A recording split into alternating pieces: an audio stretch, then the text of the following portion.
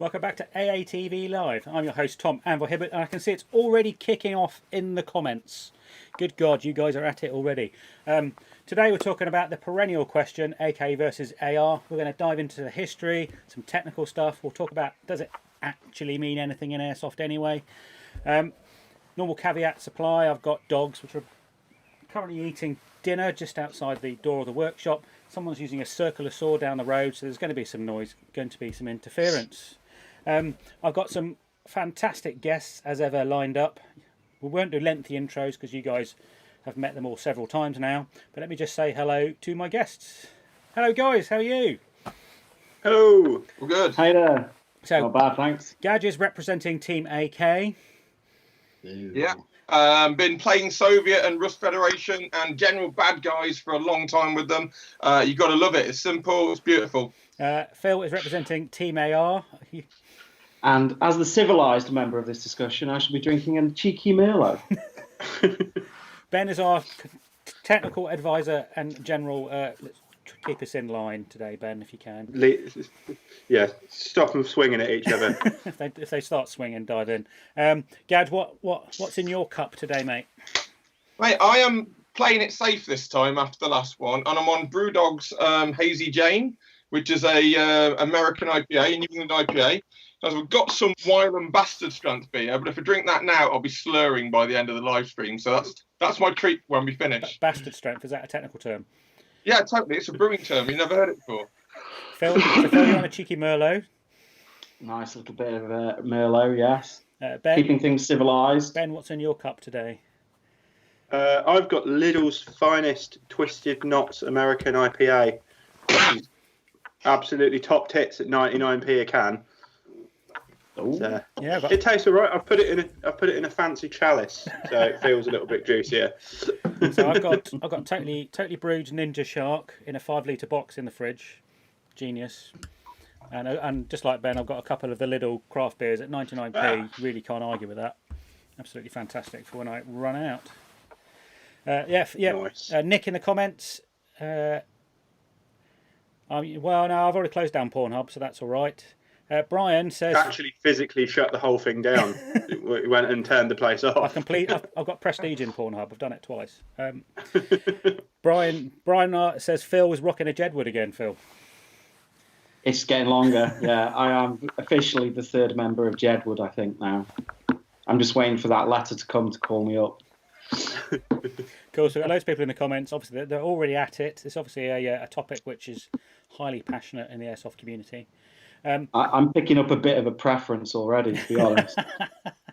Tough crowd. Ain't looking good for me. Well, we'll dive into it. Okay, so for the people that have just joined us, we've been looking forward to this one. This is AR versus AK, or AK versus AR, depending on which way you like it. It's not going to be entirely serious. We'll try and get some sort of sensible truth nuggets in there as well, because otherwise it's going to be a complete shitpost. But hey, does it really matter? Right. So, number one, why do we keep coming back to this subject? Wasn't it settled the last time both the magazines did an article on it? I don't think it will ever be settled. As long as there is Airsoft and Airsoft players and Airsoft companies make AKs and ARs, there will be no end to this discussion, ever. Although there should be, because ARs are best. I think they're such polar opposites that it's really hard to sit on one side of the fence. And whenever someone tries to make something in between, it's generally a bit of a train smash. So it really is one of those things where you go, I'm dead into these lines and styles, or I like the utilitarian styling of the other thing. And it's very hard. I mean, I do kind of like both if I'm pushed at it, but I only like certain types of ARs. I'm not a generic AR fan. It has to be a real classic Vietnam one, you know. No, but generally, every AK I think's ace. Styling. Ben, you must have written that's a lie, isn't it, Gadge? Ben, you must have written an AK versus AR article at some point. What's your perspective on it? Yeah, it's a weird one, and without kind of letting the cat out of the bag really early on in the stream, from an Airsoft perspective, kind of technically, there are a couple of things that are a bit better to one sort of family or another.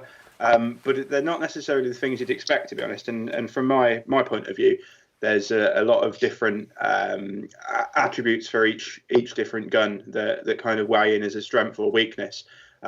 Some more than others, and it really depends what you want out of a gun. Are you looking for something that's lightweight and easy to use? Are you looking for something that's very authentic? Are you looking for something that's cheap and cheerful? Are you looking for something that's just going to blast BBs out and you can cut the front off? Yeah, there's loads of different things that you can take into account, and really, from my perspective, it depends what you want out of a particular gun. And I guess we'll spend a bit of time expanding on that as we go forward. Awesome. Okay, so let's lead off with Team AK. Could you give a bit of history around the AK Gadge, just so we're all at the same baseline? Yeah, bias already. I mean, if you consider that coming to the end of the World War II, there was big rifles and there was pistol caliber submachine guns. And late in the war, the Germans had this idea for an intermediate cartridge. It isn't quite as punchy as a rifle round, but a bit more than a submachine gun. And they come up with the Sturmgewehr 44. Now, it looks a bit like an AK, but it's different inside. But the big principle is it's got that middle ground cartridge. And Mikhail Kalashnikov looks at a lot of different sort of rifles around, steals a few ideas, comes up with a few good ones of his own, comes up with his test model AK, roughly that. I mean, Tom's going to probably know more than me. That's roughly the idea. And then it doesn't go in straight away. People think AK-47, they've got it since the early 50s. It takes ages for everyone to get them. But originally, you're looking at when everybody else is using big battle rifles that are clumsy and cumbersome, they've got quite a compact rifle that might not quite have the same punch, but it's got enough to work in a battle range. And to be honest, that's quite groundbreaking. Obviously, the Germans did the initial research, but actually having a really good production model that works. You've got to bear in mind, NATO was still looking around G3s and FALs and M14s for a long time, trying to play catch up. Okay, Phil. Got in Eugene Stoner, I guess. Yeah, and then Knights as well, and just everybody who knew what they were doing, really. But Eugene Stoner, what a god! I mean, a living god. Not anymore, obviously, but the AR, the Armalite rifle, not assault rifle as everybody calls it, but the Armalite rifle. I got a heated discussion with someone in the comments to our AR history video that was absolutely convinced, and he may well be right that Armalite, it just stands for Armalite. I don't know. Does it really matter? I was always under the impression it was Armalite rifle, but I mean, it's a sporting rifle. It's suitable for civilian use in the AR format, and then in select fire, it just, it's a beautiful gun. It's ergonomic. It's had so many iterations over the years to make it even more usable, and it's still as relevant today as it was, back in the 50s when it was first conceived. It's seen action in pretty much every major conflict that's occurred in the world since it was adopted. And yes, like a lot of rifles, it had a few teething problems, some down to like Robert McNamara trying to save a few cents off production costs and not chrome plating the barrels. But once they were ironed out, very much like the AATV program, the SA80, it became a very, very reliable rifle. Uses a similar round size-wise to the modern AKs, slightly bigger, but it's just got, to me, so much more about it. It's just a really, really nice platform that you can do so much with, and I think the AK still lags behind that, and even the modern ones. If you look, and I know Gadge has got one on his knee, if you look at what stock he's running on it, it looks remarkably like a sock mod stock for an M4. Hang on. Because it is. You're just baiting now, Phil. Even the Russians want to use the American stuff. But yeah, I mean, for me, I've had AKs in Airsoft. I've never fired a real AK. I've fired a lot of ARs and a few select fire M4s. And I've just always found them, the recoil's very manageable. And they're very accurate at the ranges where you're sort of going to be using them. I don't really care about stopping power. I'm shooting paper targets, not people. And in Airsoft, it's more down to the internals and what the outside looks like. But yeah, AR all the way till I die. Ben, do you have a perspective on gun history with regard to this, or is it kind of they just are they are what they are really? I kind of find the history of both of the different guns really interesting, and the way they've been put together, and possibly how they're misnamed and misrecognised quite a lot, and terms that have come into fairly prominent usage and common usage are wrong terms and things like that. That's just the pedant in me that quite likes picking up on things like that. I like the story. Well, I shouldn't really like the story. I am morbidly fascinated by the story about the chrome plating and the cleaning kits and stuff like that went on with the ARs and gave them a terrible rep in Vietnam. There's also the thing that pretty much everybody calls an AK-47 an AK-4, or calls anything with a wooden stock and a wooden foregrip gets called an AK-47, when there's probably less AK-47s out there than there are golden Desert Eagles that Pamela Anderson owned or something like that. Yeah, the 47 was the prototype. Yeah, I think there's about four. It was then called the AK. Yeah. So but it's like Hoover, isn't it? Or it's just kind of got into common usage. I'm sure we'll get into that with the M4 later as well. I as we've mentioned in the past when we were talking about gun manufacturing and stuff like that, and how weapons are manufactured, obviously the ARs are pretty much a triumph of American style manufacturing, but then you've got the AK, which is stamped metal, and it uses loose tolerances and can be made very, very quickly and easily in various different places around the world, and it's licensed out or just replicated and copied in the back end of nowhere all over the world. That's pretty cool. Yeah. I find them equally interesting in that sense, but that's the nerd in me. From an airsoft perspective, we don't really have a lot of the restraints on our guns and what we do, from an airsoft point of view. So we can make anything we want, however we want, really. But that's not the entirety of it. There are some bits about AK replicas that I really like, and then there are some bits about AR replicas that I really like. But I'll talk about those a little bit more as we go on. Okay, awesome. So something I'll just touch on, Ben brought up about manufacturing. This is the nerd in me. This is the engineer in me. It's very easy to make a bad AK. It's very hard to make a really good one, and that's what the US market's finding out at the moment, because US is best in the US for that's the way that country is. It's the way most countries are. But they're finding out it's without massive government subsidy and building factories. It's very hard to build a good AK. But, It's the same with bikes and stuff that we've talked about in the past. Back in the sort of 90s and 2000s, there was this massive hype about US-made stuff, and Americans love buying things domestically because that's how their economy works and that's how their political system is. They love buying things domestically made, but domestically made bike frames were touted as US-made being one of the best things ever, and most of them were shit. And part of the reason that they were shit was because they were actually made out of hours by guys that usually welded exhaust pipes together and they weren't used to working with the tolerances they had. They didn't have very good jigs, so something quite simple got royally fucked up, and it was also super expensive, which both worlds were pissed on pretty thoroughly there. Cool. So the next question I have, and this comes up, I've seen it, I think I saw it today on one of the airsoft groups on Facebook, is people talking about how reliable the individual weapon is.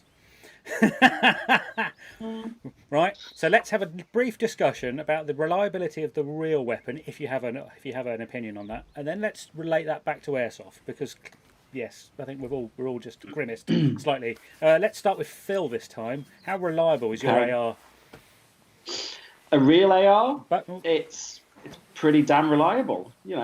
If you clean it and keep it lubed in the right places with the right lubricant, it can run for thousands and thousands of rounds. And with the modern gas systems that are there, so instead of having necessarily the direct impingement system the original ARs had, and the M4 still operates on, and the M16, if you go to the more modern, like the 416 using a gas piston, like the AK, Are we wrapping the 416 into the AR pattern? It's an AR. It's basically an there? AR. You know, the ergonomics are exactly the same. The receivers, apart from the upper receiver, which is a bit higher, obviously, for the piston, for the rod from the piston, but it is an AR in my view. So what does the comment section think about bringing a 416 into this? Let us know. Well, the if you want to go old school, we can go old school. Here you go. Here's a direct impingement. If it was real, M4 that's not an M4, because I've got to add that, or Tom will shout at me. I'm pretty sure we're going to use M4, M16, AR, AR15 interchangeably, the same way we're going to use AK-47, AK-74, AKM, completely out of context as well.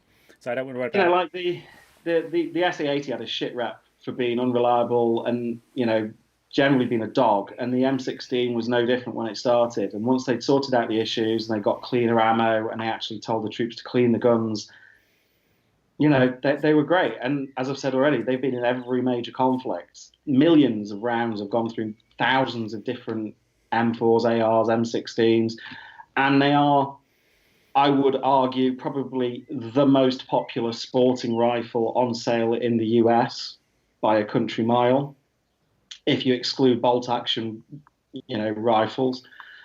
Even in the UK, bolt action or side pull ARs are hugely popular because they're really nice guns to shoot. We're going to get into accuracy in a minute, but side pull ARs win pretty much all the combat service rifle at Bisley.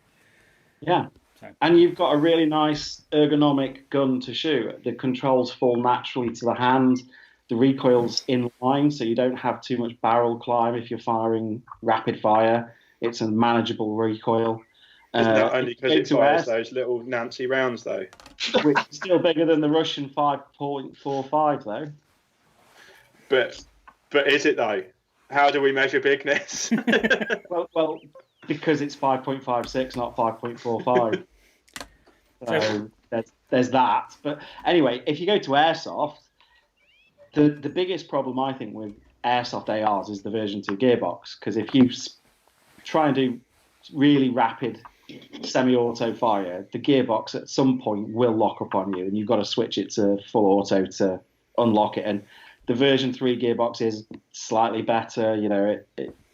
How many times have you seen the front come off a gearbox on a version 2 gearbox? But there's so many parts. It's just like the real AR world. You can pretty much get anything you want and bolt it onto an Airsoft AR. So let's go on to Gadge and his AK before we get into. There's no point really. We don't need to. Well, just before I start, Tom, can I get Phil to say that the version 3 gearbox is better again, please? I don't think I said that. I think that you must have misheard me. I think I might have said that the version 3 gearbox is.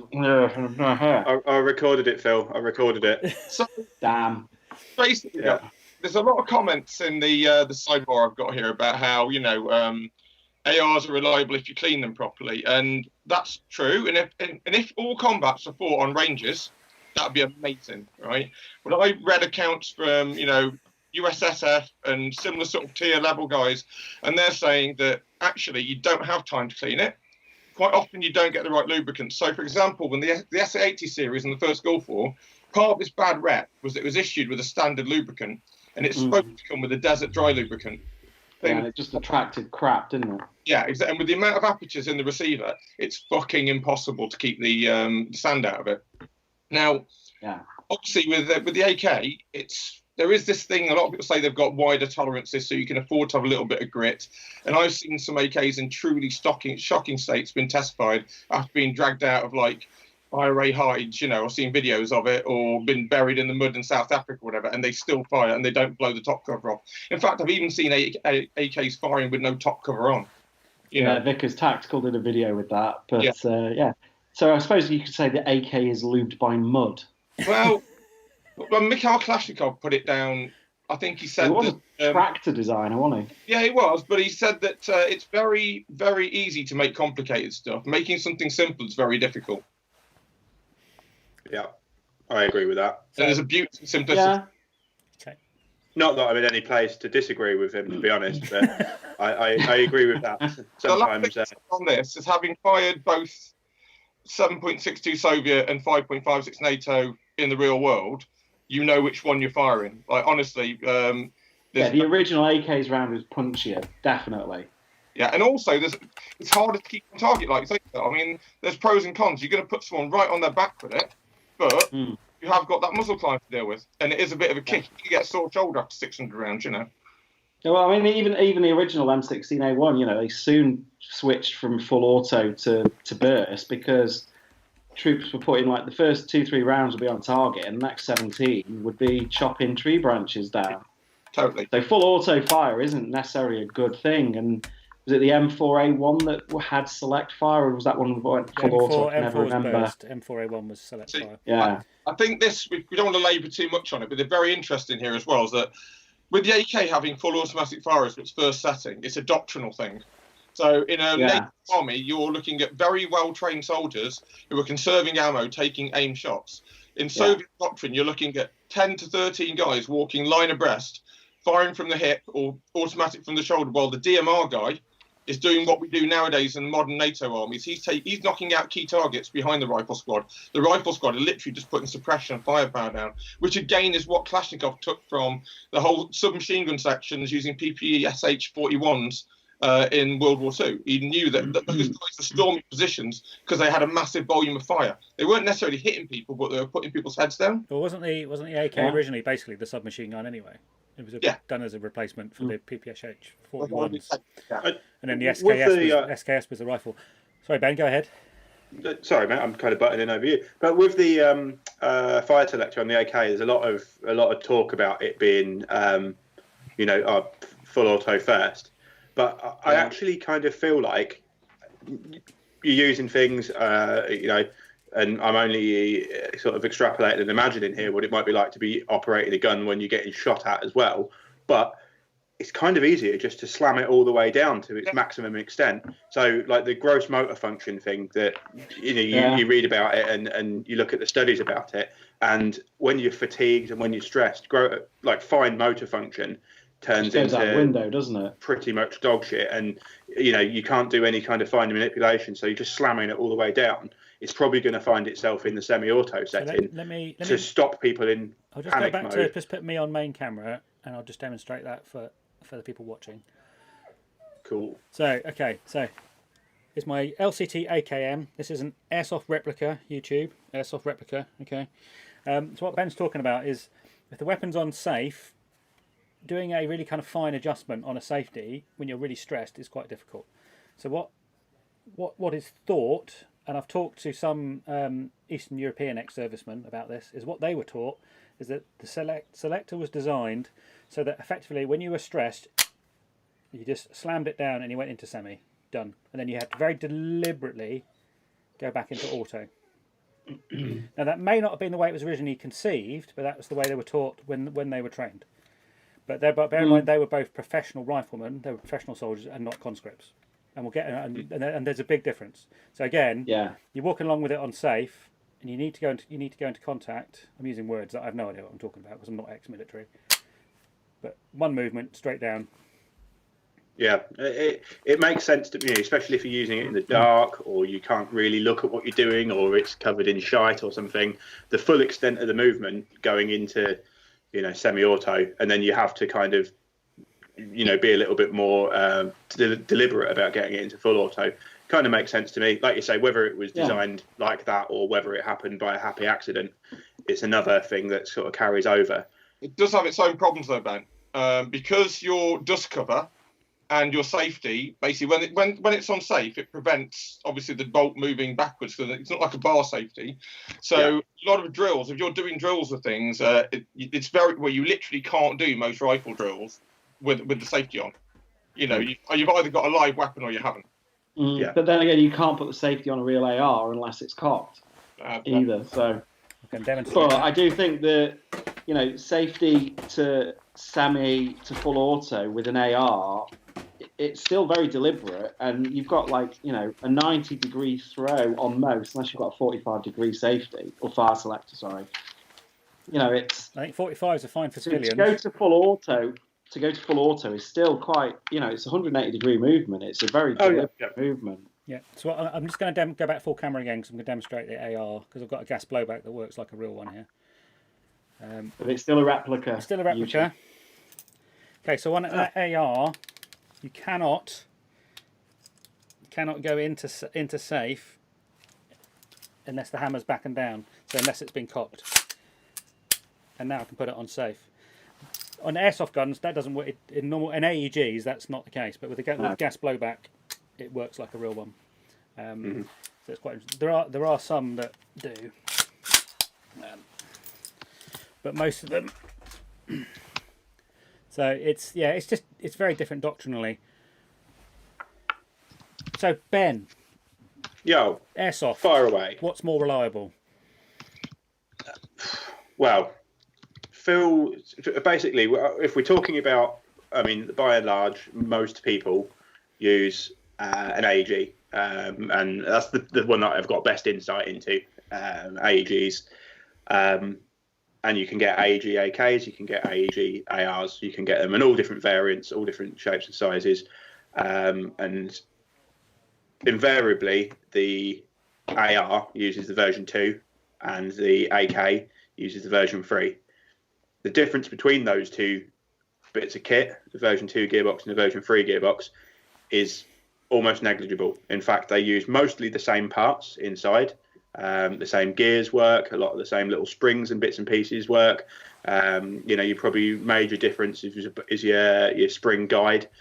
You've got the same cylinders, the same pistons. Sometimes there's a variance in nozzles and things like that, but that's how it works. It's they're very, very similar. It's just gears spinning around, pulling a piston back, and away they go. But reliability wise, so there's a couple of different differences between of course, they're different differences between the version 2 and the version 3. Version 2 has like a floating motor that doesn't fit in a cage.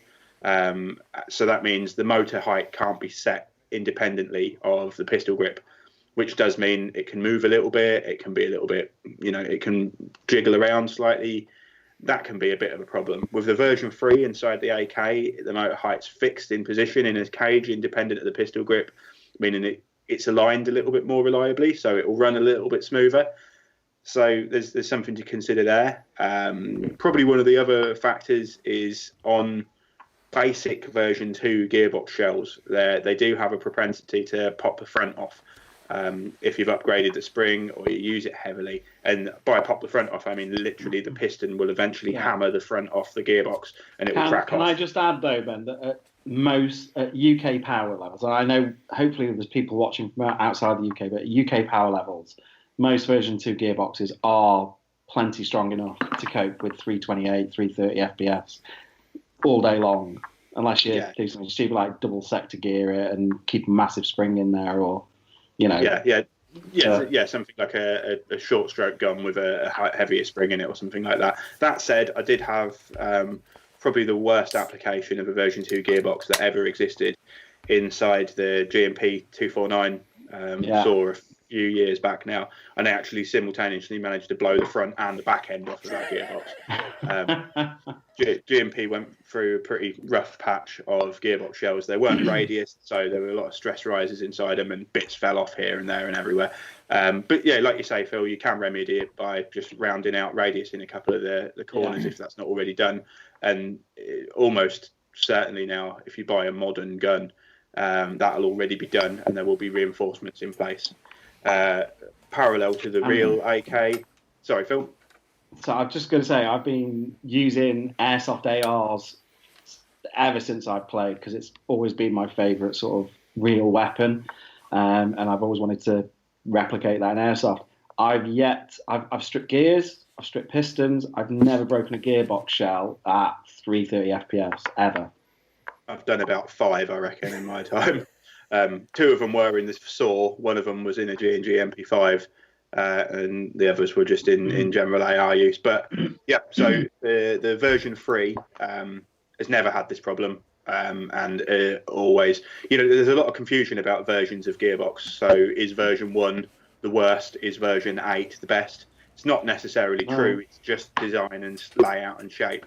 But version 3 is a pretty solid and reliable, easy to work on gearbox. As long as you're in an AK, at least you remember to put a little plastic catch over where the gears go. It's one of the best things to behind the trigger. Yeah. That's one of the best things to forget and leave out, and also the trigger. AK gearboxes can be a little bit troublesome to put together. So we're going to get into teching in the next question, because it's quite interesting, because I think there's some differences between the two. By and large, though, I would say there is a slight, in my experience at least, a slight durability and sort of longevity bonus in the version 3. Saying this, but I agree. Phil! But it's not a major factor, though. Like you said, Phil, you haven't broken any gearbox shells over the years, so I think with modern gearboxes, it's probably a moot point now. I'm going to give both teams a point, I think. I think the biggest problem with the version 2 that is endemic anyway, and it's just the design, is the lockup. If you do try and do rapid semi-auto fire, some your gearbox will lock up unless you've got a MOSFET in there or something, like a Spectre or a Titan. They do have a propensity to lock up. So I've got an SR25, which is supposed to be semi-auto only, but it's got a cutout in the fire select, so you can put it into full auto if it locks up to clear it. It's kind of an unintentional fun aspect of version 2s that you've always had to get around somehow. But now we've got Spectres. I mean, you can get them for version 2 gearboxes, you get them for version 3 gearboxes. It's less and less of an issue than it ever was. So I think they're becoming parallel in that sense. As a counterpoint, though, the trigger assembling a version 2 gearbox, a version 3 gearbox, sorry, can be more of a pain in the arse than a version 2. So we're pretty really sure that's worth a point, Tom. Yeah, we're really tight there. Cool. So let's get. Before we go applying points, we've got a couple of things to take into account. The gun isn't just the gearbox. Guns aren't just gearboxes. There's the assembly, dropping things in, the hop unit, for instance, and depending on what design AK you've got, I feel probably AK AEGs vary even more than AR AEGs, because there are a couple of different assembly styles. I can't remember the way around, but I'm sure Gaz is watching and he'll be able to tell us which way around. It's generally like the Marui versus the VFC style. And then ICS do their own weird thing, which... Some of them split, some of them pull it in half, some of them are pinned together, some of them have got extra screws underneath. They're not all completely consistent, and sometimes you can ruin your gun by stripping out a couple of threads or something like that. Or forgetting to take a screw out because you're doing it a different way. Cool. Let's bring Gadge in, because he's been very patient. Good. Because you bought your E&L 10 years ago. Oh, about a decade ago. Yeah, again, YouTube this as a replica. Fucking heavy replica. It's a replica. And it's built like a tank, isn't it? So So there's something really nice about. It's very rare for an AR style AEG airsoft gun to be made like the real one. There are some forgings, really not very common at all. That you just won't find it. However, some of the airsoft AKs are very, very, very close to how the real ones are made. Sword were very close. And E&L were pretty much. I think E&L were made and were certainly part of the same conglomerate of companies that were E&L are the real sword. And there's the persistent information that they're made in a real firearms factory. I think Gaz is in the comments; he can help out. But I think generally, yes, they were certainly some of the processors and the overall company also made real firearms. So a lot of the processes for the E&L and the real swords are like the real Chinese AKs. Yeah. So they're built like absolute tanks, and this is my LCT AK, which is all steel stampings, steel castings. Where's your LCT AK, Phil? In the shop still. So, Gadge, would you like? Because I'm never going to buy one. Gadge, can you just give us a run through and how because when you got your E&L had quite a profound effect on you when you bought it. I just need to stroke an AR for a minute because I feel ganged up on here. Say again, Tom. I missed that. So, Gadge, obviously as a reviewer, you review quite a lot of stuff for a magazine. What really? Obviously, you had quite a... It was a breath breaker, Tom, to be honest, because I was so used to getting AEGs through the post or via a shop that were quite tinny and were quite blatantly toys. And I picked up the E&L AK, and it didn't only just feel and weigh like a real AK-74, it smelt like one. it had this weird kind of like gun oil, cosmoline kind of smell, yeah. And even inside the box, it came with a mock-up of the Soviet oil barrel. And you do need to oil your nails or they will rust, you know. But to me, it was just, you could feel the quality in absolutely everything. And at one point, because I'm a purist, I wanted to get some real woodwork put on the front end. And I spent about 35, 40 quid on ordering some real Soviet AK-74 woodwork, stripped the E&L stuff off, and it's exactly the same. Like, absolutely no difference whatsoever. Yeah. Pure. I think we can probably score this one up already, Tom, before I move on to the other thing. No, I think in terms of getting a very realistic replica, not that there aren't lots of very realistic AR replicas out there, but in terms of getting a very realistic replica, AKs, you can get a really good one for under 300 quid. And I'm not even talking about Simo team here. I'm talking about your LCTs and you know, even the VFC stuff. They're very much like a real AK, and they feel like a real gun for a lot less money. And maybe that's part of the design process and the manufacturing process, you know, how they're built. But they do actually feel more like a real gun for less money. But then if you want to spend enough money, you can get an AR that feels really nice as well. Yeah. I think for the if you want a realistic feeling AR, you're looking at like the Viper Tech, the Inokatsu, you know, the gas blowback ones where they may actually have a forged receiver or an aftermarket forged receiver. The AEGs, I love ARs. I love them. I'm never going to use anything else. Playing into your hands, Phil, if you don't want a gun that feels like a real AK, you're pretty much screwed. You know, do you actually want something that feels like a real AK? Because let's be honest, they're not as comfortable. So no, they're not. They're not as ergonomic. Yeah. They don't feel as nice in the shoulder. They're not as, for me, intuitive to handle or to point or to use. You know, but I've got maybe that muscle memory for where the mag catch is, fire selector, everything. Let's do playing with them. Let's do ergos because we're kind of segueing into that anyway. So they are obviously very different. The AR's got to win this one because it is just so much more ergonomic. Okay, Phil, tell us about the ergonomics on your AR. You know, you got the recoil is designed so it's like straight in line, so it kicks straight back into the shoulder. So you don't have that. Obviously, every gun's got an impulse to climb when you fire it, but it's much less on an AR. You've got the fire selector, the mag release, very easy to reach with your trigger finger and your thumb. And with ambidextrous safeties and fire selectors, you know, even left-handed shooters can do it. They've got the shell deflector, so if you are a left-handed shooter, you're not going to get a face full of hot brass with a real one. With an airsoft gun, obviously, it's not a problem. And there's so many different ARs now where you've got every single control is ambidextrous, which you just can't do with an AK. Even an airsoft AK, you know, they can't do it. And it's just a really nice. And again, this is probably because I've used so many of them and shot a lot of real ones. They just fit. It just fits really nicely, and they're a joy to shoot. Okay, Gadge, you've shot both. You've shot both as well. Yeah, I'm going to use Phil's own argument against him there, and I think he's right. In that, he's right in that because he's shot a lot of real ARs, and I'm sure they're probably the first automatic or semi-automatic rifle he shot. Then the ergonomics feel right. So, for example, I'm a massive fan of the SA80 family. Right, I don't find that underarm load.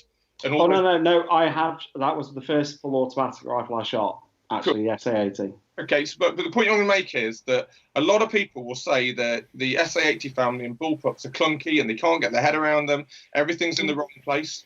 A lot of people will say that. That's one of the main detractions from having a bullpup rifle. But because it was the first rifle I used, you know, as a cadet and then later on as a reservist, it's the first rifle that I fired regularly. Sorry, Gadge, can I just jump in? The Galil's not an AK though. It is. No, it isn't. If you're bringing in 416s, I think the AKs can bring in the Galil, mate. So it's like saying the STG-44 is an AK as well. No, it's the same operating. Galil's the same operating system. It's exactly the same. Long straight gas piston, everything else. I'm gonna veto that objection. So, beef's coming out. First of all, Sorry, guys. it's what you're used to. Secondly, I would say that, again, you've got to look at the scale of issue we're talking about here. So if you've got the luxury of spending a lot of money on building good, well, over-engineered rifles for a small amount of people, or you've got to equip 6 million Chinese people with it or whatever, yeah, then you're going to have compromises in how things are built. They've got to be... Was there not a saying, I think, that might have come from Mikhail Kalashnikov himself, or somebody similar to that quantity is a quality of all of its own? That's Stalin. Yeah. Is it? Same difference, really. But, didn't he put that into killing the population as well? That's what you Stalin is now. But Phil, I'll get banned just in let's face it, Russia. how many ARs have been made as well? You know, the quantity of ARs that have been made is. While we're on ergonomics, I agree with Phil that having an inline is less recoil, but then you've got the problem of having your sight over bore. Whereas with an AK, you've got your eye line right exactly where that round's going. You don't have to have optics on massive posts or anything like that. It's easy to use.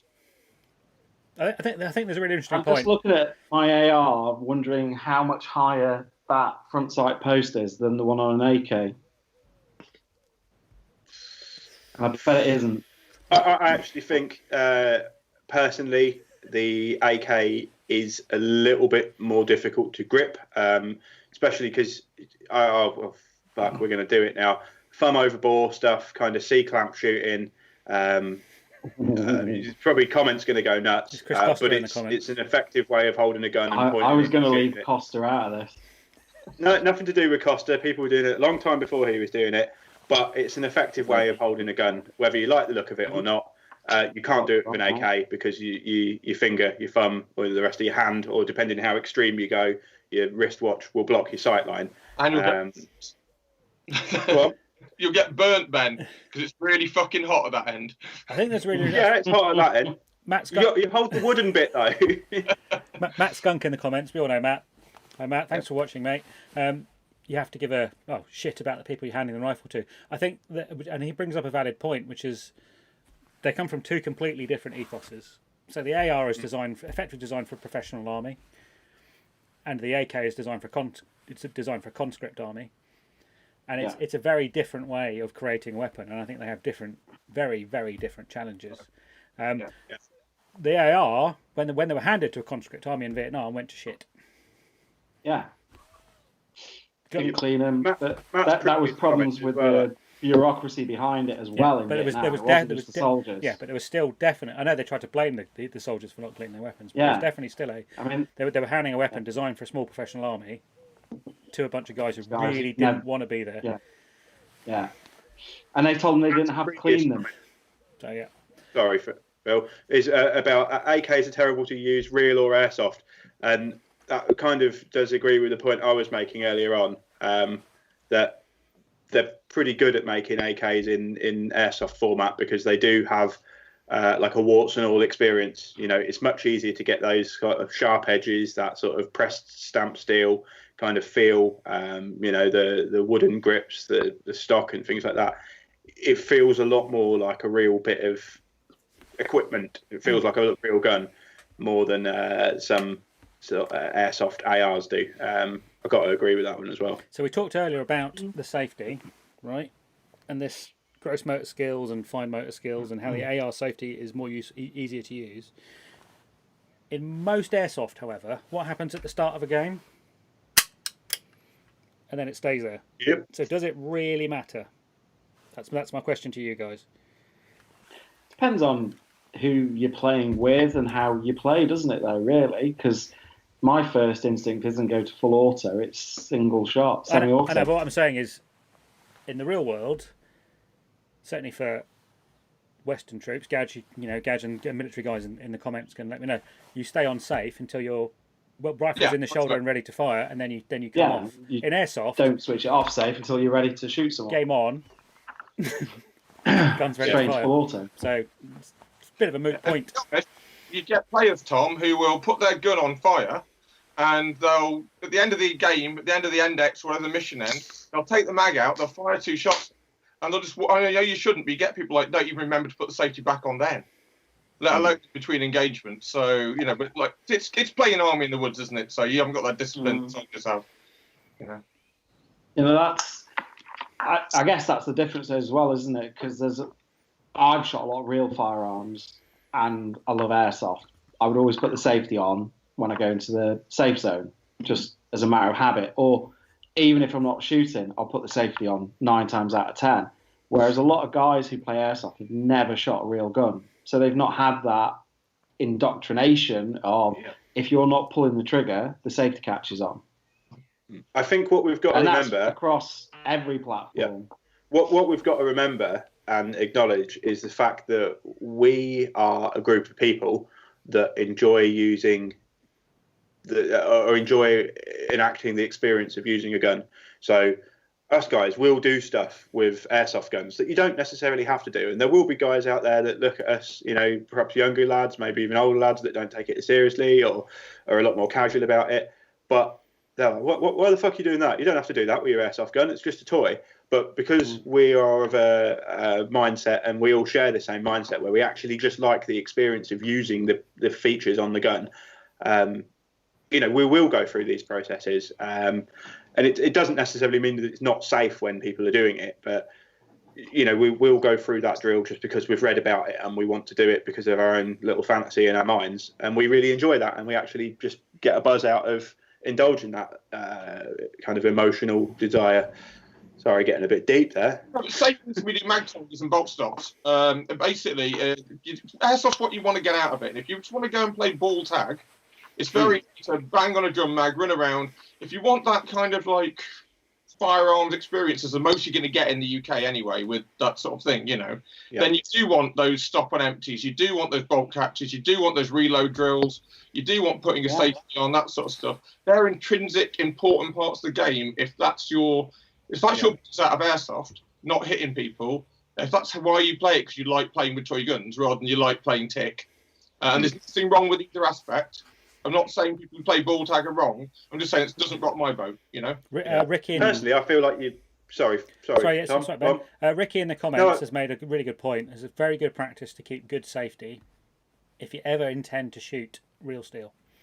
If you ever want to go to a rifle club or a gun club or go to the States and shoot, you need really maintain, you know, that's probably something. I would say, though, 90% of the people who play airsoft will never pick up a real gun. Yeah. Mm-hmm. Ever. I mean, I can just say... like on a trip to the States or whatever, they have no inclination or desire to go and shoot a real firearm. Whereas for me, every time I go to the States, I check out at least 3 or 4 ranges near where I'm going and go and hit them up. Mm-hmm. Empirically, every time I've used a real firearm, because I have observed these practices with an airsoft gun, you know, people will laugh, oh, why are you taking it so seriously? It's just a toy gun. But because I've observed and taken the time to learn about them, I've found it incredibly easy to adapt to, or maybe not easy. You know, I haven't really got anything to measure it against. I don't know if it's easy or not, but I've found it quite fluid to adapt to a real firearm and to take into account the safety precautions there, because I'm familiar with what each knob on the gun is supposed to do. You know, you take a little bit of time to learn it, and away you go. Sorry, there's something in the comments from Neil Webster. I think this is spot on. Yeah, it's a really good point. Film here and say the ergonomics aren't actually just limited to the rifle. The magazine is important. Like, you know, he's right. Even in Soviet design pouches, getting an AK-47 mag into an RD-54 is a ball ache, right? It's getting them out, getting them back in again, nightmare, right? Because they're curved. Whereas the lesser curve on an AR mag means that you go in a pouch is a lot easier. Yeah. Tom, I think we should score one for the AR I think that's definitely a point for the AR. That point, I go. Yeah. But technically, even in an airsoft gun, it's no. Just stop there, Ben. Stop there, Ben. Just stop. Shush. I think go on, Tom. I think for me, it depends how far you want to take it. And if you want to, as soon as game on goes, just click down and play. It probably doesn't matter. If you want to take it a little bit further and get more immersion, and I tend to use the word immersion rather than realism, I think it's quite important. Matt Skunk earlier said Let me just find it. Being overly safe and carrying out proper drills is never going to be a negative, and I agree with Matt. Absolutely. Yeah. You know, and if you want to get a bit more from your airsoft games, treat it like a real firearm. Why not? Yeah. You're actually getting a little bit more out of the whole process of titting around with a toy gun in the woods as well, because you're actually learning something that's applicable to somewhere else. You know, why not take that opportunity? Okay, if you're just a casual airsoft player and you enjoy it for casual use and you're never really going to go anywhere near a real gun, fair play, do what you want. But if you're actually G&G Firehawk, then anyway. Yeah. I don't really count that as an AR though, Phil, because it's got no gas tube, so I don't. It wouldn't work anyway. Phil. Okay. Now, can we just go back to the point about the ergonomics, Tom? Yes, of course, mate. Go for it. I find, as a user of both ARs and AKs, just to expand on the point, you've already scored it up for the AR, but you know, getting that little tow hook on the front edge of the leading edge of the magazine can be a pain in the arse. Magazine compatibility is a lot more finicky on AKs, I find. I know there are issues in ARs, but they're generally easier to rectify. Some magazines just won't feed in certain brands of AKs. It's just not going to happen, is it? I mean, you've gone through the process, haven't you, Gadge? Yeah, E&L nightmare. I had to file off. I was using high caps at the time, so it's probably my own fault. But I had to file off like little bits of the loading door just to get them to lock in. So yeah, nightmare.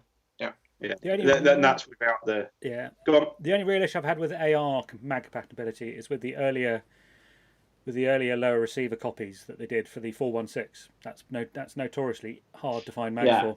And you have to use an EMAG or a normal STANAG. And manufacturers are, because obviously tooling's expensive, manufacturers are still using that lower receiver casting, and it's still a nightmare to put mags in. I had the Arthurian, whatever it was called, Mordred, which was a 416, and that thing's a real pain. A lot of mags just did not lock in. But in general, most of the normal AR-15 lowers are absolutely fine. You might need to do a bit of Velcro, you know, it's one of those things, isn't it? But most mags will feed in. Never had to do that. Yeah. So let's chalk that one up to the AR. I prefer the ergos on an AR. It's just the way it works. I mean, like I say as well, there's the tactical kit. There's a lot of stuff that you just can't get for AK platforms, that you can for AR platforms. Should we dive into that a bit? Because I think that's quite an interesting point for people looking at getting into the platforms. And Gadge, you've got a good perspective because you've got an entire attic full of... Yeah, I mean, to be honest, once you get outside that comfort zone of I wouldn't know. I mean, I can only quote on my own experience in working in airsoft industry in the past, but I'd say about 75% of guns sold are probably ARs, if not more, right?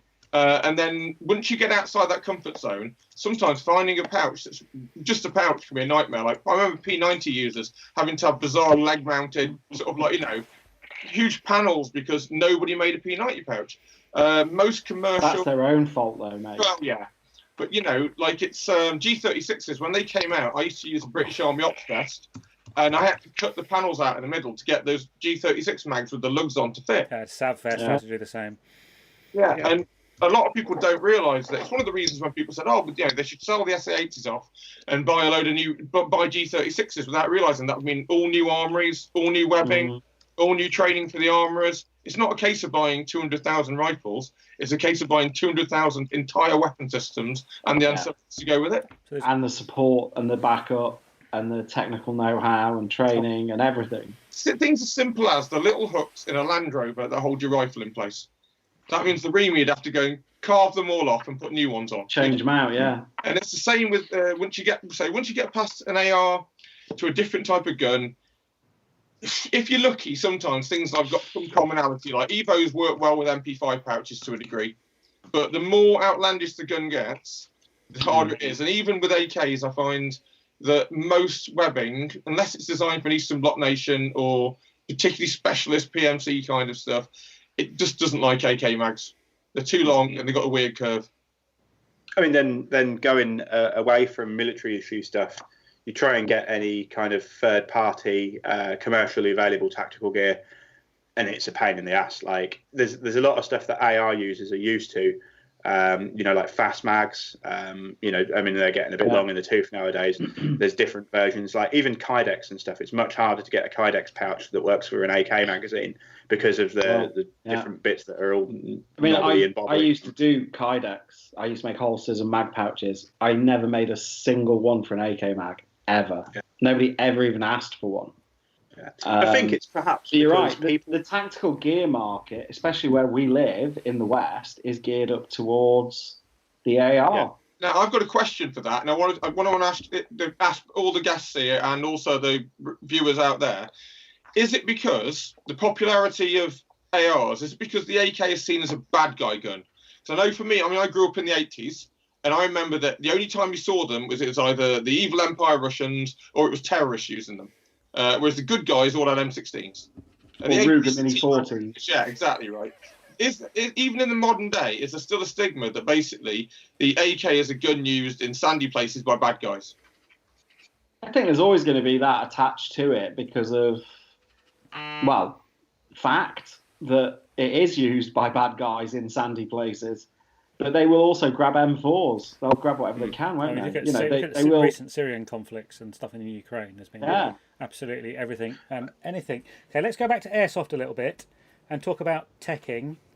So which platform do we think, which platform do we think is easier to work on? Ben, you might have... if I can just go very quickly and then Ben can jump in. I'm going to say, obviously I've used Airsoft ARs. I've had a few AKs. I've always preferred working on the ARs. I can do a gearbox strip, change the spring, shim it, whatever, in 20 minutes, half an hour tops. And like you say, taking an AR apart is always easier. Drop the front pin out, take the upper receiver and the barrel, front rail off, and then you can get the gearbox out in a couple of minutes. AKs, you've got to work out what sort of structure it is, whether it's the Marui type or VFC. ARs are easier. I'm going to agree and disagree a little bit there, Phil. I knew you were. So I agree that because of the variance in AKs, there's a little bit more guesswork involved and you need to do a bit of exploration. However, purely because there's no massive long screwdriver needed to go down into the deepness of your buffer tube. And there's no massive long screwdriver needed to get those 2 or 4 Phillips head screws out of the pistol grip.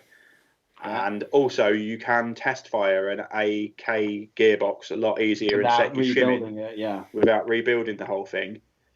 I'm going to have to say that the AK is probably a bit easier to work on. You can do that with an AR. With the version 2, you just screw the pistol grip. Yeah, of course. But then you need that screwdriver, and you drop a fucking screw inside the gearbox shell. It's not that long. It's not that. It's just a normal screwdriver. Whenever you try and you're in a pinch, the screwdriver you grab is about 4 millimeters too short to get those screws out. And have you ever stripped one of those heads on a screw? I mean, I can't remember what gun it was, but there was a certain brand of gun. I was working on quite a lot of guns at the time.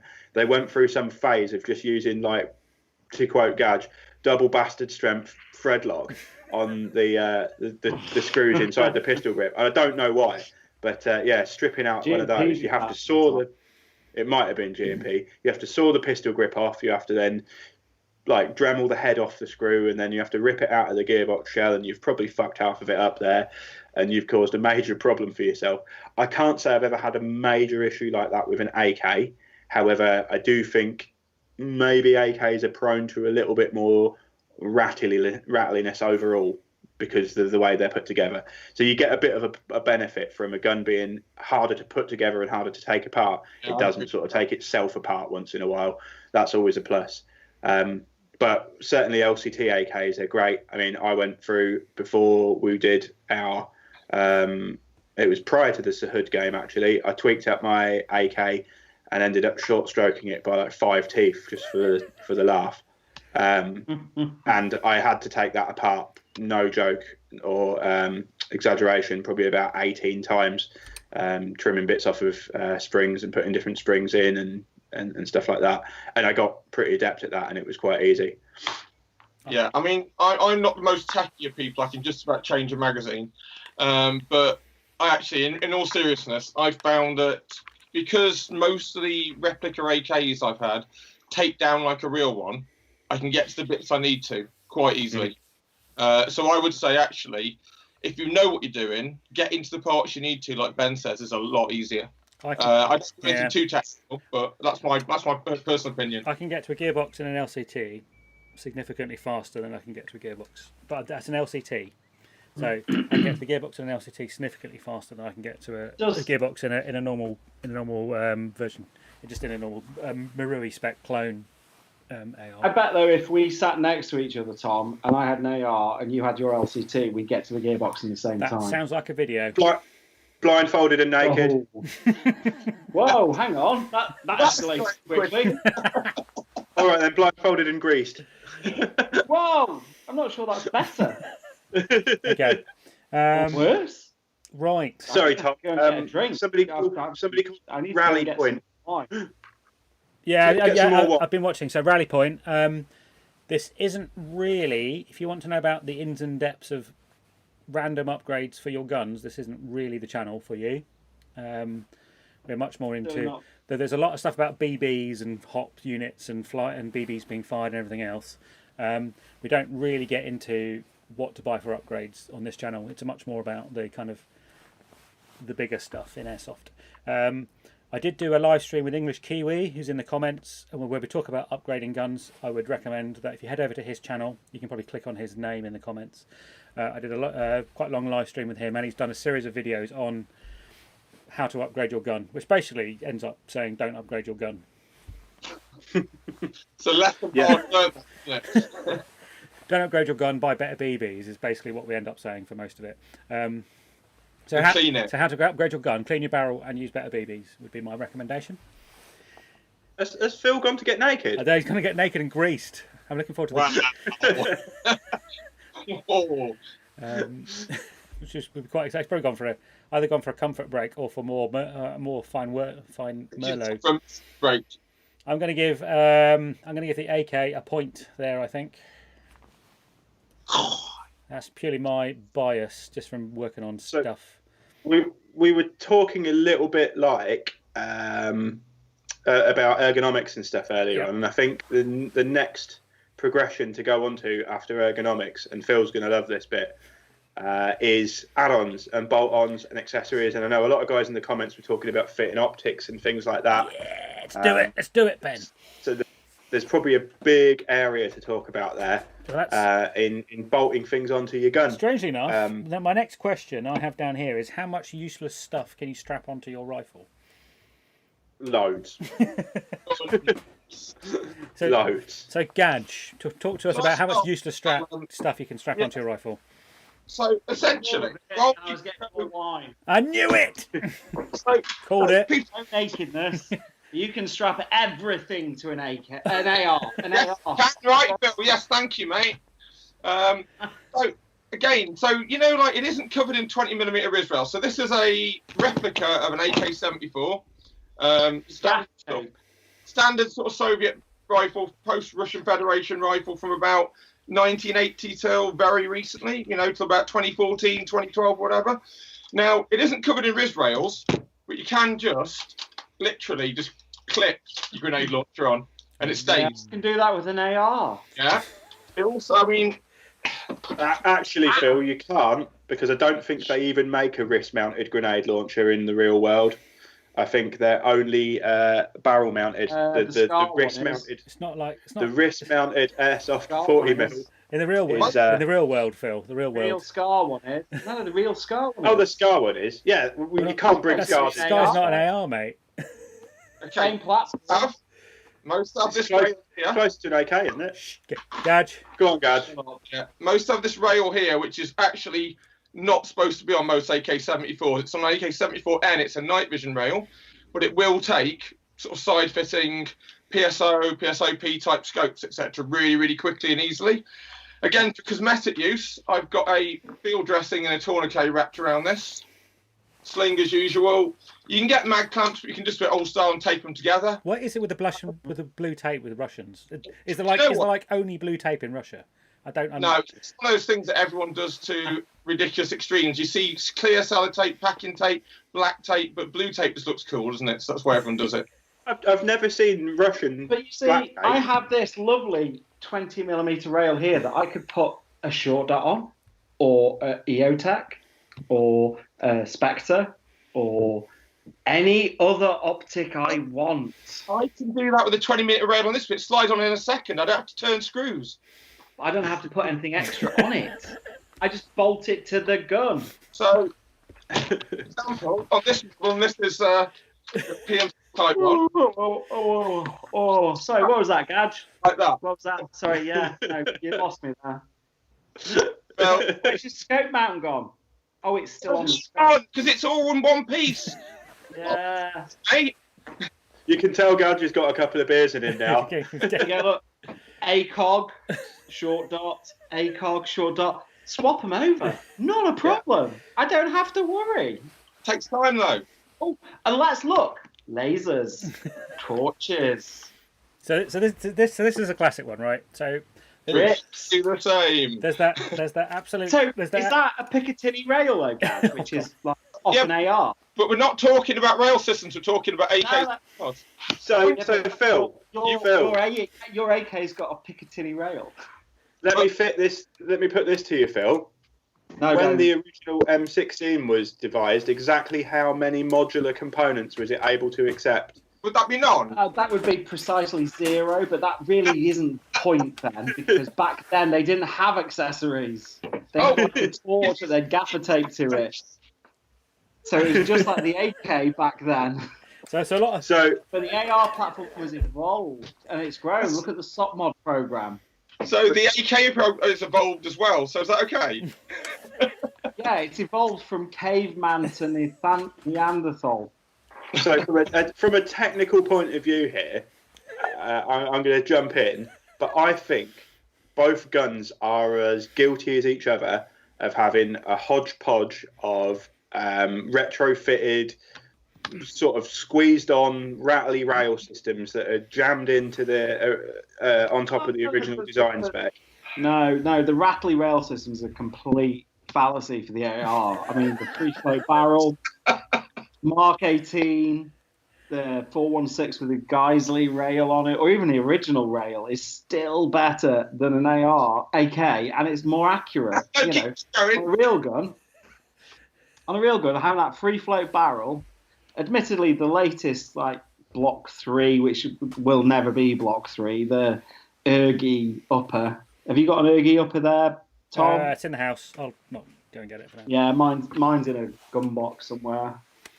But The dogs are using apart it. from that, which is a little bit too light for its own good.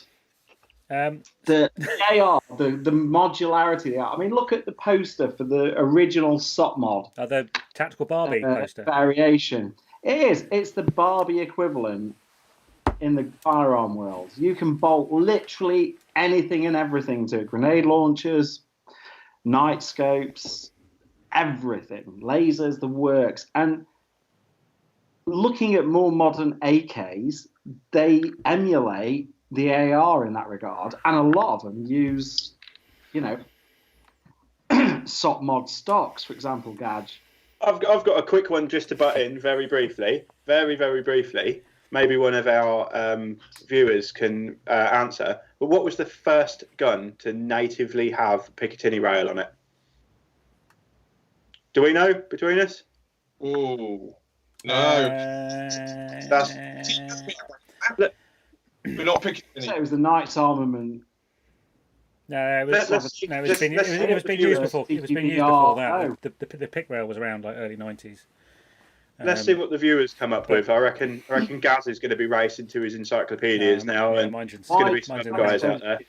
I think it's an interesting point, and Phil makes an interesting point. And I think again it comes back to doctrine, right? So if you're looking at ARs versus AKs, I have to get my words in the right order. So even up until the 90s, right? So the M4, the first M4, the flat top was out in 1995. Up until that point, it's a moot point. Neither had any adaptability whatsoever. In fact, you could probably argue that the AR was worse because it didn't have a dedicated sight rail, and the AK did really quite early. Yeah, Ross in the comments on Facebook, my old mucker Ross, has said you can put a rail on an AK, but I have not yet seen an adapter for a side mount AK style optic to fit to a wrist rail. Why would you want one? Mic drop. You've got a wrist rail. You might be selling that So to a country that has a you lot want to mount a side rail to an AR? It's just bollocks. Sorry. It's really funny. You don't It's need really funny. It's really funny, and you get the classic meme of Niet rifle is fine, don't you? And it's like, really, but I mean, I wrote an article for. That's why the AK evolved to have more fixtures and fittings on it, and they changed the stocks so that you can fit, a CTR stock to an AK instead of the shit that it normally comes with. I think we should do a little research project actually for another video in the future, Tom. Yeah. Is between us, we'll spend a week trying to find the most ridiculous bullshit wrist rail accessory that we can find on the commercial market. It's probably a tactical sport. There is some horrendous shit out there. Let's be quite honest. We'll hook up in a couple of weeks and we'll present our findings. I think it's quite interesting because I've been building like Delta carbines recently because retro ARs are super cool at the moment. And you're looking at the ghetto mods that those guys were doing back in the day with and they were bolting bits of pick rail onto their foreguards. There was even, I was listening to a podcast with a YouTube video with Larry Vickers and Ian McCollum from Forgotten Weapons, and they were talking about when the pick rail first came out, they were cutting off the rear sight block, and then they're getting the armourers to mount pick rails on the top of their 723s and stuff. Oh, cool. Yeah, I mean, was it Mavsoft as well that put the a little rail on the plastic handguard underneath and then mounted another pistol grip at the front? Yeah, so you had it was basically an A1 pistol grip. So you had gangster grips, Jerry rigged on in here, all sorts of stuff. So dive lights. There's a really good video. If you haven't watched it, Forgotten Weapons have a video having an interview with Larry Vickers, and they go through his. It's one of my COVID masks my partner's been making, and they go through his Delta build. So what he's done, a clone of the rifle he carried when he was in Delta. Really interesting because it's so make do and mend and so ghetto, and hose clips and Jubilee clips and all sorts of random duct taping magazines. It's absolutely brilliant. But that was mid-90s. Yeah. So I think trust you when you watch these. I mean, when I first started playing Airsoft, I had an M4 Marie M4A1 plastic handguards, and I gaffer taped. Can you put him on sepia again? The barrel. yeah. Put Phil on sepia mode. And I gaffer taped Maglite to the barrel for urban games. Yeah. There we go. Because I didn't have any Riz rails on the gun. Thank you, Tom. These stage by stage add-ons are great. So I mean, again, this PMC gun isn't my style of AK at all. With the M4 stock for a gas blowback, right? So I'm not going to say goodbye to that. But if you look, it's got a holding open device that AKs traditionally don't have. But that's a nice add-on. There's a magwell, but it's not real, so it's easier to load in. And it's all just taking that classic, reliable, standard design and then making it that little bit easier to use. So of an AR. Matt Dawson in the comments is asking, are we talking real life here or Airsoft? We're talking both because... I think the lines are getting a bit blurred, to be honest. That's more about the beer than anything else. Well, that could just be me. So, Ben, do you have a technical point of view on this? What were we talking about again? Strapping shit on your gun. From my point of view, it is easier to strap shit on to an AR. Strapping shit onto an AK, I have found in the past, even if you use the side mounts and the dovetail thing on the side, often there's a lot of variance in them and they slip and they're not quite, because we get crappily made airsoft crap and there's all kinds of different tolerance differences, they don't often bite as nicely as you'd like them to and they fall off. And then fitting a torch to the front end is difficult. And until you actually get the whole gun fitted out with wrist rails, which can be a relatively expensive endeavour, It's not ideal. That said, ARs are more prone to just generally being a little bit rattly as well. I think the more rails and stuff you fit on, they can just not be, ideal. Yeah, totally. It does depend on the rail, totally. But I have to confess that. But don't worry, Phil. Don't worry. I'm going to give this one to the AR. The AR is easier to bullshit to. I will, and this is a rare moment, so it's probably a good job you're recording this, Tom. The AK, the modern AKs are much better for that, aren't they? Yeah. And they have made a lot more effort to be able to use, tactical equipment like PEC boxes and torches, even suppressors. The suppressors for ARs are 10 a penny. Yeah. And AKs needs very, very different sorts of suppressors because of the size of the flash hider. I think it's interesting. As well. If we look at modern, even in airsoft. Yeah. So Matthew Dawson in the comments has said, don't forget the new AK-12 for a modern official AK. They've also done the AK-74 M3, which is an upgrade kit for the AK-74, which has a collapsible folding stock, has RIS rails on the front, has a RIS railed top cover. So there's definitely stuff going on, and they're definitely aware of it. If you look at the alpha builds, the FSB and the and some of the more well-funded Spetsnaz teams, Gadge will kill me for using the word Spetsnaz, but there you go. It's some more well-funded central Spetsnaz teams. I'll let you off this once. I think though that but I'm going to give it addition of accessories to the AR is more fluid. It looks more natural. They are more ergonomic even. Don't worry, Phil. I've just given it to the AR for that one. I don't think you could have done any. Right. So my next question, before we start beating each other up, and this is probably more. It's probably more applicable to airsoft. Though I think there's a bit of a detriment to the ease of strapping shit to your AR, that people do strap far too much shit to their AR in the first place. It does get a bit addictive. That's probably another live stream. Okay, so let's talk about the eras in which you can use your guns. So we talked before about historical airsoft on the channel. Let's talk a bit more about which eras does that do to AKs and ARs and the different models give you access to, because it can get quite specific. Can I kick off? Yes, you may, Phil. I would say that the AK actually has the edge there because the older AKs are still in use all over the world. And when you say older as well, they're still being made. Yeah, there's somewhere in the world that's still kicking out an AK design from the 70s. Yeah. But ARs have moved on loads. And, I couldn't turn up to a 1980s game with this and expect to be able to play.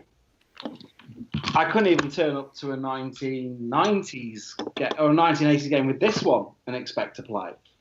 Yeah. But if you turn up with an AK, you could. Yeah. I mean, if you take the AKMS, which came in the 50s, that's still being used by MBD units and some special forces units and suppressors on in some countries today. So you're looking I would say AK's winning this one. Yeah. I think the sheer proliferation of different AR models is a detriment, isn't it? Yeah. If you take this and there is a lot more delineation between the models, I think, Tom, as well. So like you got Mark 18. This Mark 18 is used by which is very specific. Very I mean, Ag, Delta. Classic example, guys. When I bought my first M4A1, it's actually got a very limited military service sort of period to use. It's the most classic AR you get in airsoft, but realistically, it's too late for Black Hawk Down and Gulf War 1, and it's too early for like the later Bosnia stuff. They were using different versions by then. It's very M4A1 would be. I can't argue with that. Yeah. I'm afraid the AK wins there. The AR is very, very. It's limited. It's like a couple of years for each model almost. Even with Vietnam, I mean, I've got an XM16 for Vietnam, and that's got really, by the end of the Vietnam War, they're not that common compared to normal M16. Well, even if you take the 416, if you include that in ARs, the 416 I've got with the Geisley rail is completely different to the original 416A1. Who used the guys And I around? think Was the that, 416 is on A5 now, isn't was it? that CAG or DevGru? I mean, it gets to that point, doesn't it? DevGru and CAG used both with the Geisley rail. CAG went more, I think, with the Mark 18 though. Which is getting into a video I'm going to get into with Ben at some point, which is about loadouts and gear and stuff like that. But it's, yeah, if you want to, and for most people, it really doesn't matter because you just use whatever gear you want and you use whatever gun you want, and who cares, right?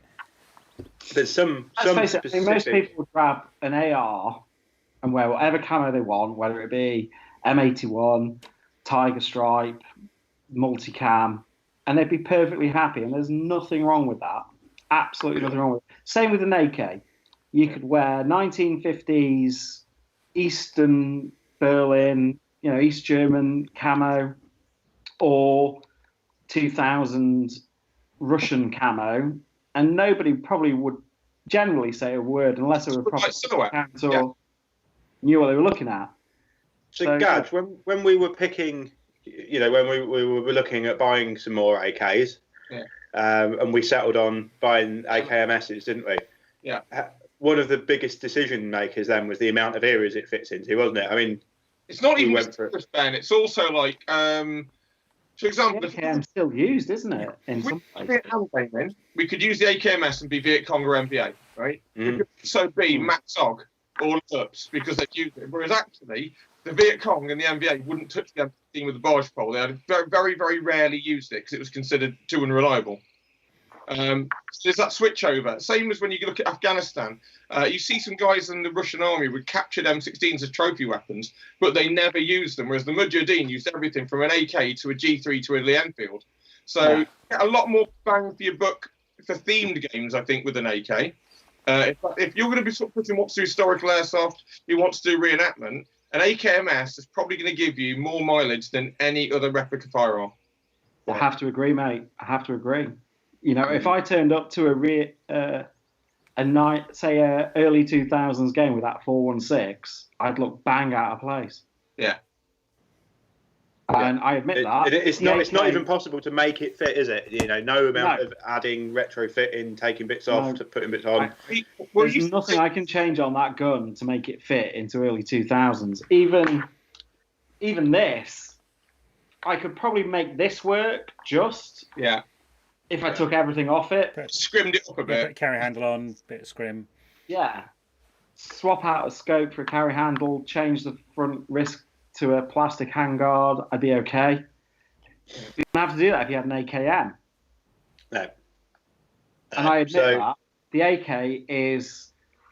It sort of... It eludes timelines. It's also the fact that like the modifications between the AK, the AKM, and the AK-74, unless you really know what you're looking for, it looks to the average person. We mentioned this earlier. It's an AK-47. Exactly. So if you're running around in your black pajamas and a bush hat, being VC or whatever at a game, that silhouette of the banana mag and the wooden stock and the sort of like If you played a Vietnam game with an AK-74, nobody would bat an eyelid. If I played it with 416, exactly. People would be like, "What the hell are you doing?" Yeah. You could probably get away with a classic M4 at a Vietnam game, looking a bit like a X177 sort of thing, Exactly. It's a classic though, and there's so many variations. Not putting rails on it dates it. As soon as you put a rail on it, Well, it's like this, right? So this is my GMP M653. See, that would pass for Vietnam, but it's not. Even though they used it in platoon.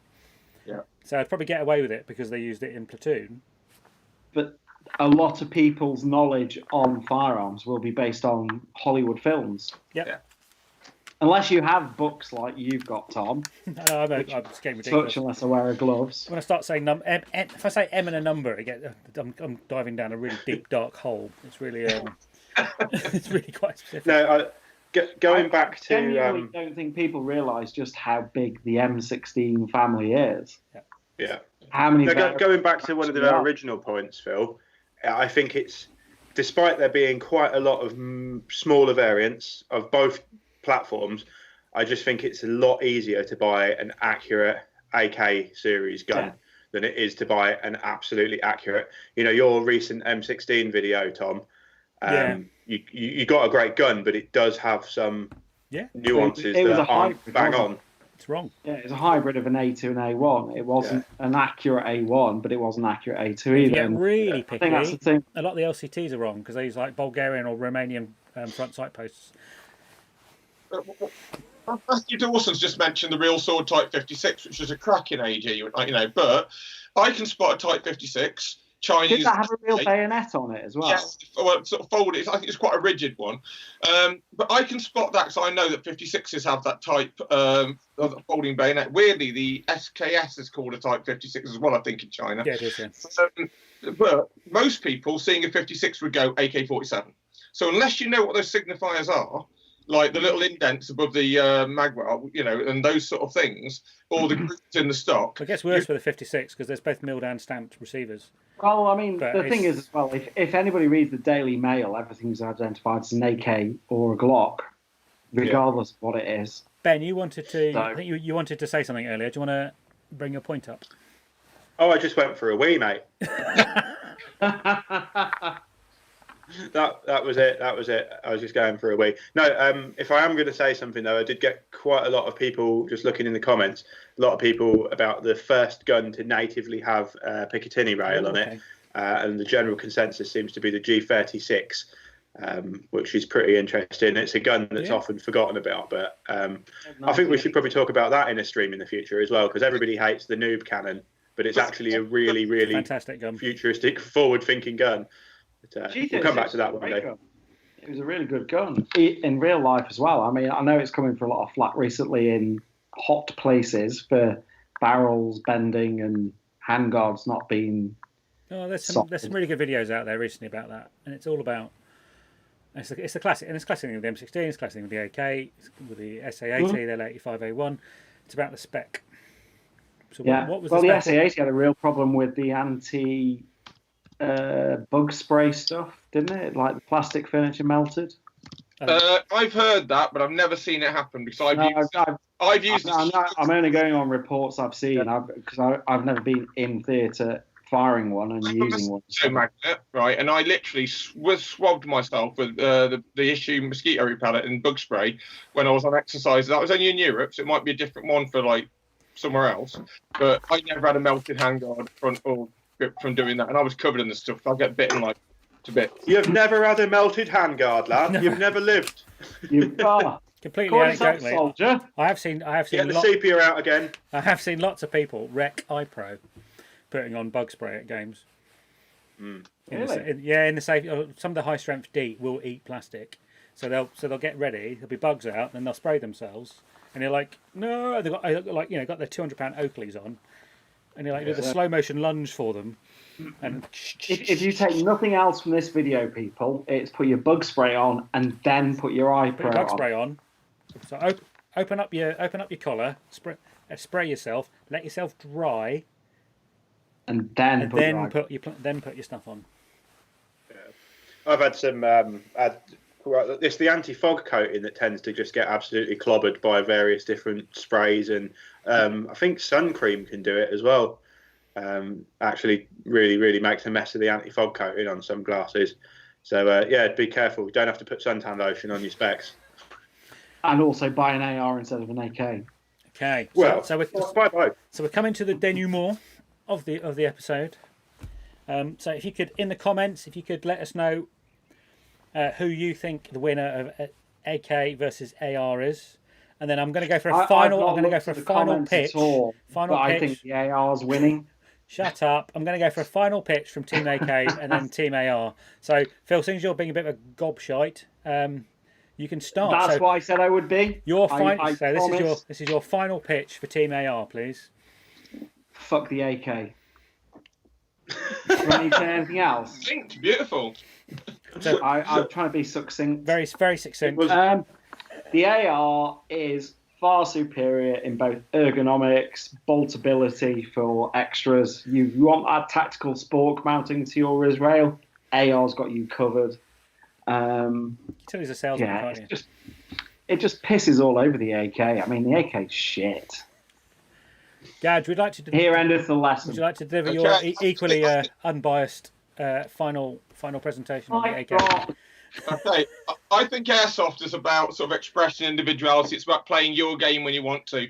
So why have a Ford Mondeo? Why not have classic stuff? Don't have something beige like an AR. Have something stylish, something with classic lines. Have the classic bad gun. Have the gun that's on the flag of Mozambique. And what better need than that?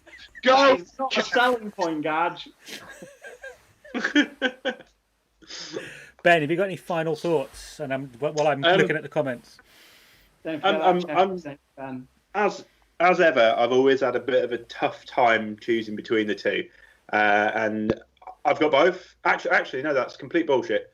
I don't. I don't actually own an AR. I've got a 416, but I don't have an AR anymore. That's an AR, basically. Sort of. No, it's like everybody says an L119A1 is an M4. It's an AR inside, man. This is the same operating system, but anyway. I've spent a little bit of time, a little bit of poop time, maybe browsing shops and things like that, and thinking about buying an AR recently. I've had both. I've enjoyed both. We've talked about the technical side of things. Didn't even get onto hop units and stuff like that. They've not even been discussed so far. Do it now. Do it now, Ben. It's on a slider bar, and most ARs tend to have that circular dial. Yeah. I mean, very hot, which is very, very good. I think the AK has a couple of little quirks. Like sometimes it actually comes on more if you shoot the gun. The vibration actually makes your hop up stay on a little bit more. There's much of a muchness. I think actually most hop up units are capable of doing the job. It's the rubber inside that does the different bits. Yeah. I quite like how you can fix the hop up down in some AK designs. It actually screws into the barrel trunnion, which is a really neat design because it keeps everything super consistent. It's a bit different. ARs have got a bit of a free floating hop kind of setup, but there are other bits that keep it locked into place. Again, there is a positive and a positive and a negative to each different gun design. Can I choose between the two? I'm not even going to try and choose between the two, to be honest. I'm not even going to make the decision because, as we discussed before, my Airsoft for me nowadays is more. Oh no! Oh no, he's frozen. What a point to go! What a point to go! You can't go now, Ben.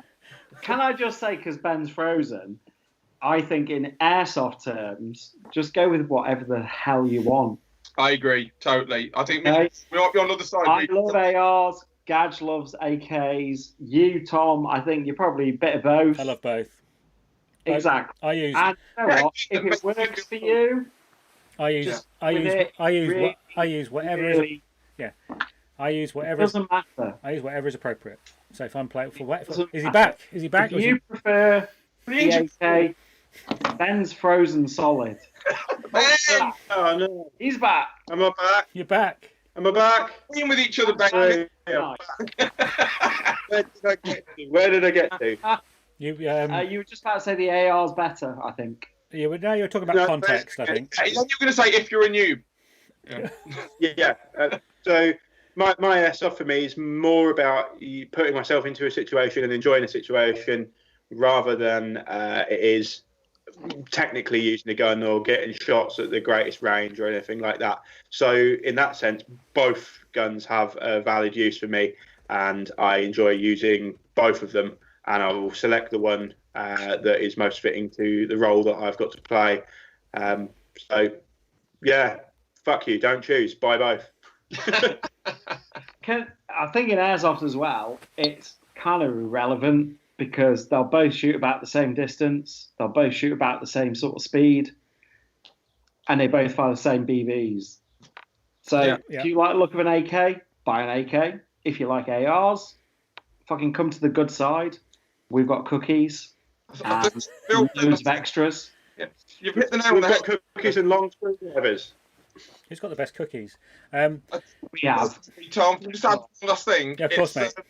It's like what Phil was saying. Essentially, you buy the gun that you like the look of. Because do you know what? Me and Phil could both be on the same side here and go, buy the G36. It's the best gun in the world ever. If you buy it and you feel like a turkey with it and it doesn't suit you and it doesn't feel right, never going to fit right straight away. You have to buy the gun that you saw in the war film or the computer game or the miniatures war game or the comic or whatever medium you've seen it in to make you want to buy it. That's why you buy an airsoft gun, not because someone else wants you to. Let's face it, FAMAS S best GNU. No.